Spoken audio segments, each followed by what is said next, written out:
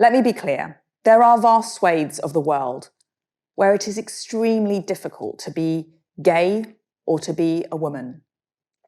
Where individuals are being persecuted, it is right that we offer sanctuary.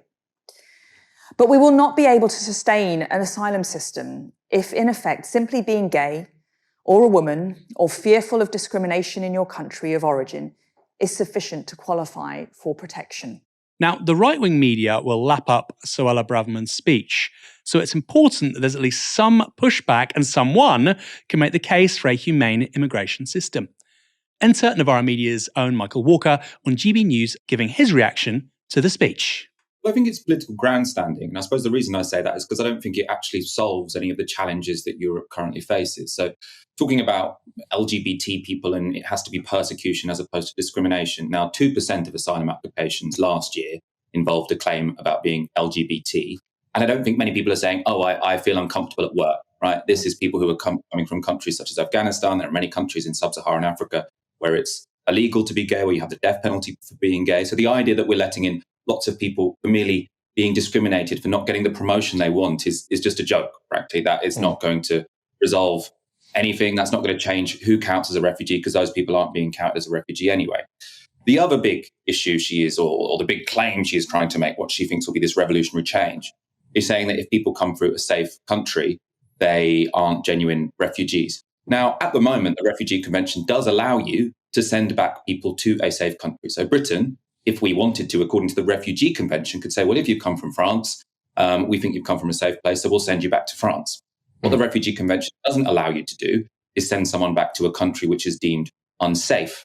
And what's stopping us sending people back to France isn't the Refugee Convention, it's that we don't have a deal with France. Now, there is a sort of logical problem with this idea that people should always claim asylum in the first safe country they arrive in, which is, what about those safe countries, right? Why would Greece, who are already accepting way more refugees than we are, why would Italy, that's already receiving way more refugees than we are, suddenly say, okay, fine, if they get to the UK, we'll also take them back here? Why should we have such a smaller burden than those countries which are on the border of Europe? I don't see why anyone else would accept that.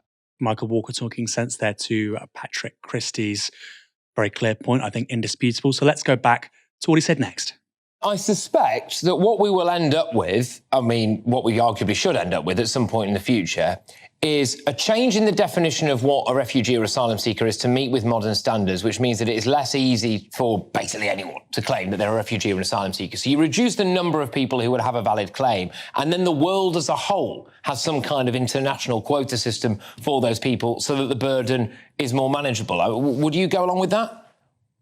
Well, I mean, I think a global quota system would be sensible. I mean, we're a very long way away from that. So at the moment, this seems like, well, I suppose one way of putting it is I would be in favour of a global quota system, but Britain at the moment is taking less than its fair share. So we're throwing our toys out of the pram because we've got 80,000 people arriving. Germany has 300,000 people arriving. France has 200,000 people arriving. Why is it us as a country? Is geography not a part? Yeah, I suppose, look, I mean, is geography not a massive part of that, Michael, though? You know, I mean, if you look at the size of Germany or the size of France compared to us, I mean, that would be my argument against that. No, I think this argument about geography is somewhat silly. I mean, there's lots of space in Britain. We aren't one of the most densely populated places in the world. But not a lot of that space has housing on it, does it? I don't think it's geographical. Sorry, what did you say? Not a lot of that space has actual housing on it. We might have green fields, but we'd have to then build more places just specifically for refugees and asylum seekers, which I think Suella Braverman will probably be against. Refugees and asylum seekers. I think there is a problem here whereby, for some reason, in Britain, we can't build high-speed rail, we can't build houses, and therefore we say, oh, we can't possibly take any refugees. Now, why would France and Germany say, oh, we'll send your refugees back here because we accept you can't build houses, right? It doesn't make any sense. Now, what we get to the heart of here really is that the present situation is massively to the advantage of wealthy countries. 76% of all refugees globally are in low and middle income countries. 76%. The number one country with the most refugees in it, Turkey, approximately 3.6 million people, mostly Syrian. Number 2, Iran, 3.4 million, mostly from Afghanistan. Number 3, Colombia, most of those people are Venezuelan. So the idea that the West, Europe, Britain is taking a massive share of the burden is nonsensical. And clearly a global quota where the number of refugees was apportioned equally across the entire planetary community of nations would mean a massive increase in migration to Europe. including Britain. And even though Europe comparatively has far fewer people coming as refugees, even within that context, Britain still doesn't pull its weight.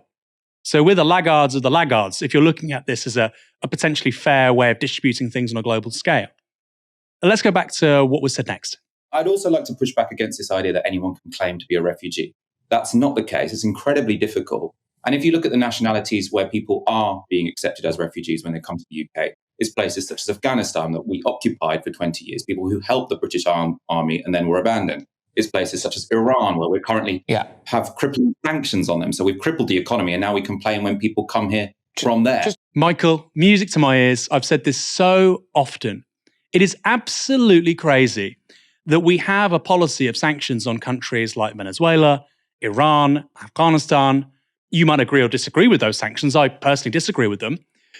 And then you say, oh, people are leaving. What a surprise. What did you expect to happen? Now, that's not to say people are leaving those countries purely because of the sanctions. Of course, many are fleeing persecution or the regime.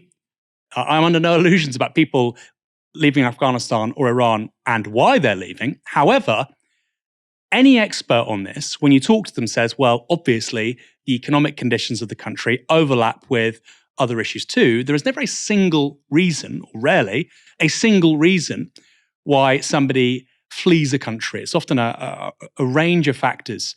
There's a war, they've also lost their family, they're also suffering from economic hardship, they leave.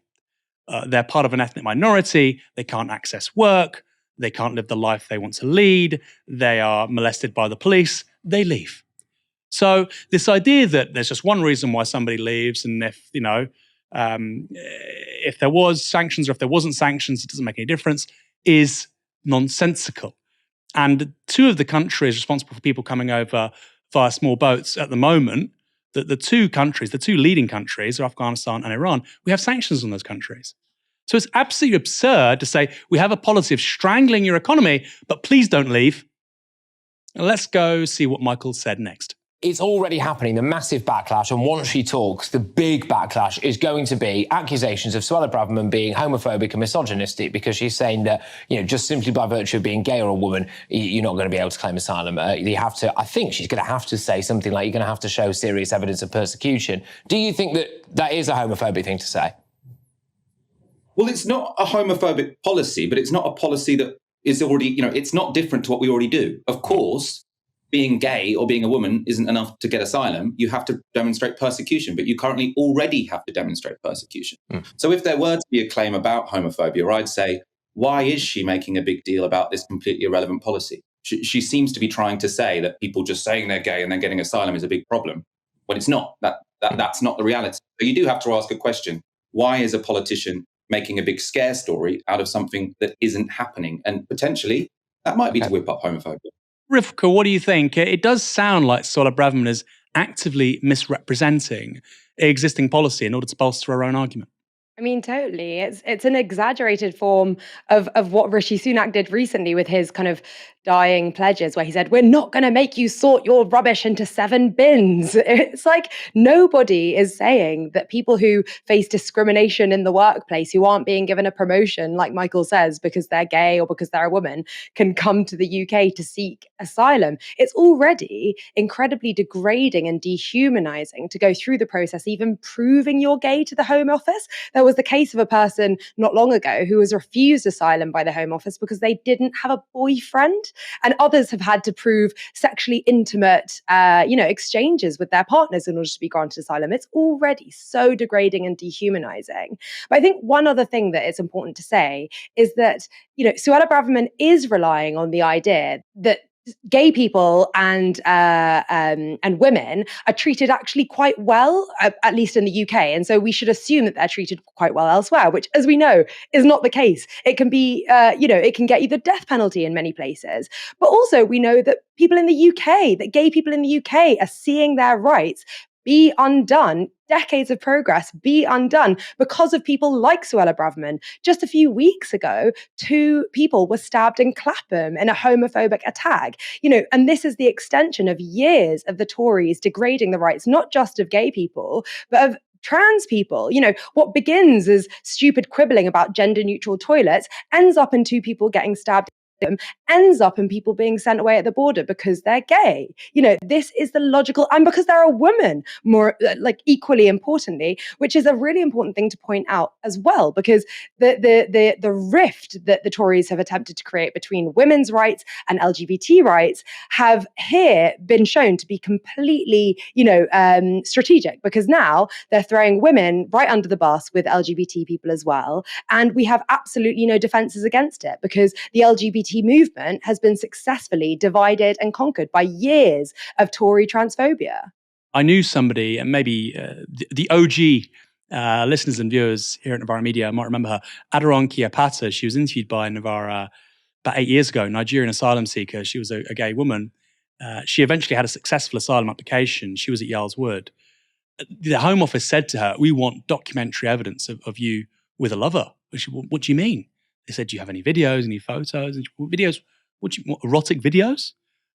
And that would have helped her claim. Just extraordinary, really.